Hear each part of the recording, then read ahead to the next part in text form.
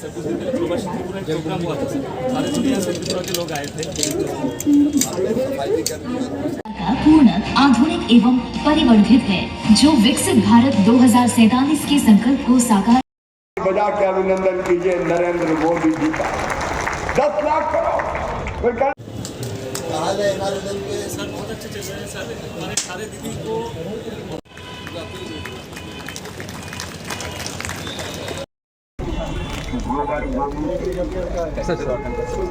चलिए अलग अलग आज एक जगह कहीं बात करने वाले से मंदिर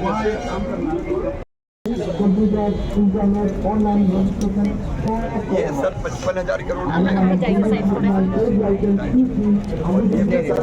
7.6 के बहुत अच्छा सर। सर टारगेट है 600 करोड़ का sir. We have done already 570। केवल बैंक वहां से यहाँ आने में 2-3 दिन का समय बैंक की पूरी प्रोसेस करने में लगता है। विकास के लिए आएगा सीधे आपके वित्तायोग का और मजदूरों के खाते में और मटे ग्राम सभा के साथ आप योजना बनाएंगे। हर गांव में कौन सा काम हो रहा है? ये दिल्ली वाले क्या चाहते हैं? भारत विकेंद्रीकरण भारतीय जनता पार्टी की सरकार की, एनडीए की सरकार की विशेषता है। গ্রাম প্রধান কোন কোন যারা হাত তো এই যে এই কাজগুলো করতো সেইগুলোর জন্য বন্ধ করার জন্য আজকে মাননীয় প্রধানমন্ত্রীজি যেভাবে কাজ করছেন যে ট্রান্সপারেন্সির মাধ্যমে, সেটাও এই আইন মধ্যে আমরা সেটা দেখতে পাচ্ছি। এখানে আমরা দেখতে পাচ্ছি প্রায় 95,000 কোটি টাকা সেন্ট্রাল গভর্নমেন্ট এই যে ইনিশিয়েটিভ নিয়েছে তার জন্য বরাদ্দ রেখেছে। Modernisation of the rural employment guarantee two align with long term infrastructure, যাতে ইনফ্রাস্ট্রাকচার সেটা লং টার্ম এটা করলাম আর নষ্ট হয়ে গেল সেটা যেন না হয়। And resilience goal, eliminate the resilience goal. এই বিলের মধ্যে আরেকটা জিনিস আমরা যেটা দেখতে পেলাম, it reflects a significant shift in Indians approach to rural employment and development. সেই জিনিসগুলো আজকে কিন্তু আমরা দেখতে পাচ্ছি। শুধু তাই নয়, আজকে যদি ইনফ্রাস্ট্রাকচারের কথা বলি সেটা যাতে ডিউরেবল হয়, হাই কোয়ালিটি রুরাল ইনফ্রাস্ট্রাকচার হয়, এবং শুধু তাই নয় যাতে আমাদের যারা এই বিষয়ে কাজ করবেন তাদেরকে প্রপার ওয়েতে তাদের যে কাজ দেওয়া যায় সেই বিষয়টা এখানে কিন্তু আমরা দেখতে পাচ্ছি। এবং শুধু তাই নয়, এখানে টেকনোলজি এবং অ্যাকাউন্টেবিলিটি এই বিষয়টাও এখানে রাখা হয়েছে জিরামজি অ্যাক্টের মধ্যে। এবং এতে করে আমাদের ডিজিটাল ট্র্যাকিং এবং টু মিনিমাইজ দ্য করাপশন, আমি একটু আগে যেটা বললাম যাতে করাপশন ফ্রি করা যায় এবং লিকেজ, অনেক সময় লিকেজ হয়, অনেক সময় কাজের মধ্যে প্রপার হচ্ছে না, সেটাকে বন্ধ করার জন্য সেই আইনটা আজকে হয়েছে। এবং আমি বারবার বলছি এই আইনের জন্য আজকে মিডলম্যানদের যে বিষয়, আজকে এটাও কিন্তু একটা ইন্ডাস্ট্রি ছিল আগে।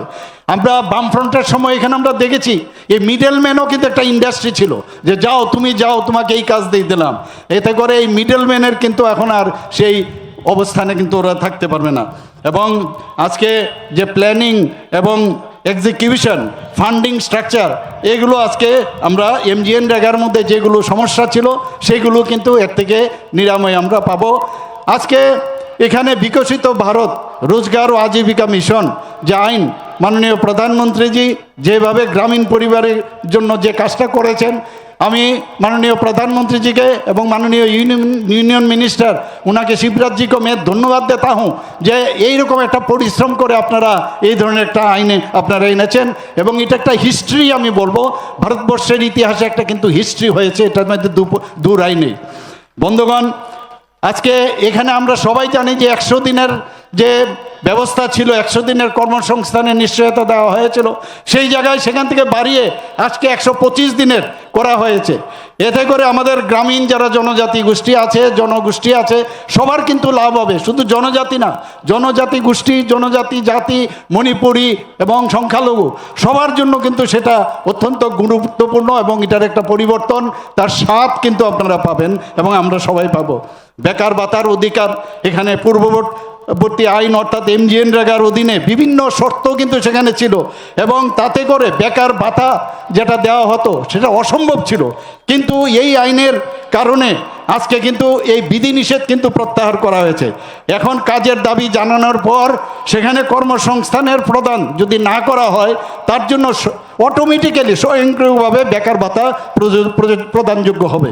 এর ফলে কর্মসংস্থানের অধিকার, আপনার যে রাইটস, সেটা কিন্তু বাস্তব রিয়েলিটি হবে এবং কার্যকরভাবে এটা একটা আইন হিসাবে সেটা কিন্তু প্রতিষ্ঠিত হলো। এখানে আমরা দেখতাম আগে অনেক সময় রেগার মজুরি ঠিকভাবে পাচ্ছেন না, টাইমলি পাচ্ছেন না। এখন কিন্তু এই আইনের সুবিধা কিন্তু অন্যরকম হয়ে গেল, সময় মতো মজুরি দিতেই হবে।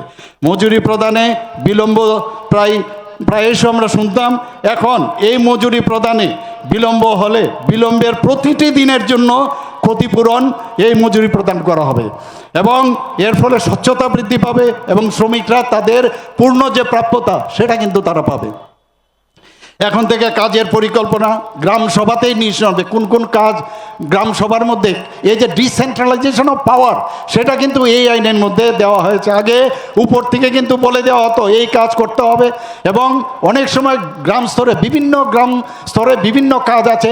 একরকম একটা কাপড় আমি বানিয়ে দিলাম, একটা আমি জামা বানিয়ে দিলাম, সব গ্রামে কিন্তু এক নাও হতে পারে। এর জন্য ওইখানে যে যে জিনিসগুলো এক একটা গ্রামে যা প্রয়োজন সেটা করবে। এখানে গ্রাম পঞ্চায়েতের যে পরিকল্পনা সেখানে প্রণয়ন করবে এবং গ্রামবাসীদেরও কিন্তু সেখানে কিন্তু অংশগ্রহণ বাধ্যতামূলক এই আইনের মধ্যে। আমরা গ্রাম পঞ্চায়েতে আছে আমরাই খালি ডিসিশন নেব সেই রকম না, এখানে গ্রামবাসীরও সেই যখন ডিসিশন হবে তারাও কিন্তু সেখানে থাকতে পারবে। এখানে একটা অদ্ভুত যে বিষয় আমার কাছে খুব ভালো লাগলো, সেটা কাজের 4টি বিভাগ এখানে তৈরি করা হয়েছে।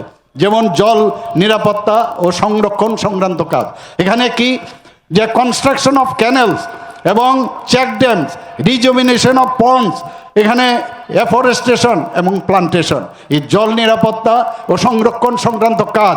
এই হেডলাইন্সের মধ্যে আপনাকে স্পেসিফিকেশন দিয়ে দিয়েছে আপনি কি কি কাজ করবেন। আগে তো কি কাজ করবে সেটাই জানতো না, যখন যা খুশি তাই করতো। গ্রামীণ পরিকাঠামো সংক্রান্ত কাজ, সেই বিষয়ে আমার একটু আগে মাননীয় ইউনিয়ন মিনিস্টারের সাথে কথা বলছিলেন যে এত সুন্দরভাবে এই যে গ্রাম পরিকাঠামো সংক্রান্ত কাজ, তার যে ইনফ্রাস্ট্রাকচার, সেগুলোর মধ্যে কি থাকবে, রোডস, গ্রাম পঞ্চায়েত ভবন, অঙ্গনবাড়ি সেন্টার এবং solid waste management assets specification আছে। এই কাজগুলো আমাদের গ্রামীণ যারা আছেন তাদেরকে সেই কাজটা দেওয়া হবে। আজীবিকা উন্নয়নমূলক কাজ অর্থাৎ rural huts, food grain storage, তাছাড়া ওয়ার্কশেড ফর এসএইচজি গ্রুপ এবং ডায়েরিতে যারা যুক্ত আছেন তাদের জন্য ইনফ্রাস্ট্রাকচার তৈরি করা। জলবায়ু পরিবর্তন ও প্রতিকূল আবহাওয়া মোকাবিলা কাজ, আমরা জানি ত্রিপুরাতে অনেক সময় সাইক্লোন হয়, বিভিন্ন সময়ে এই যে আপদা আসে, সেই জায়গার মধ্যে আমাদের তখন আমরা লোক কোথার থেকে নেব? এই যে আমাদের যাদেরকে আমরা এই কাজ আমরা ব্যবস্থা করছি তারা কিন্তু কনস্ট্রাকশন অফ সাইক্লোন, তাছাড়া এখানে যারা ফ্লাড শেল্টার্স আছে সেই ফ্লাড শেল্টার তৈরি করা, এমব্যাঙ্কমেন্ট বাঁধের যদি সমস্যা হয় সেখানে তাদেরকে কাজ দেওয়া, এবং শুধু তাই নয় তাদেরকে ফরেস্ট, আমরা জানি অনেক সময় ফরেস্টে কিন্তু আগুন লাগে, তো সেখানে কাদের ডাকবে, লোক পাওয়া যায় না, তো তাদেরকে কিন্তু এই 4টি যে ক্ষেত্রে এতে উন্নয়ন, ক্ষমতায়ন, সমন্বয় এবং টেকসই যে আজীবিকা ভিত্তি সেটা গ্রহণ করা হবে। বন্ধুগণ, আজকে আমাদের এই যে বিভাগীয় সমন্বয়ের স্বচ্ছতা, এতে করে কিন্তু এই যে কোঅর্ডিনেশনের মাধ্যমে সত্যিকারের অর্থেই গ্রামের যে উন্নয়ন সেটা সম্ভব হবে। আমরা আরেকটা জিনিস যেটা খুব ইম্পর্ট্যান্ট, না বললে নাওই হয়, কারণ আমার পরবর্তী বক্তা ওনার আবার একটা প্রোগ্রাম আছে, যেতে হবে। আমি বেশি কিছু বলবো না, 1-2টো কথা বলে আমি আমার বক্তব্য আমি সমাপন করব।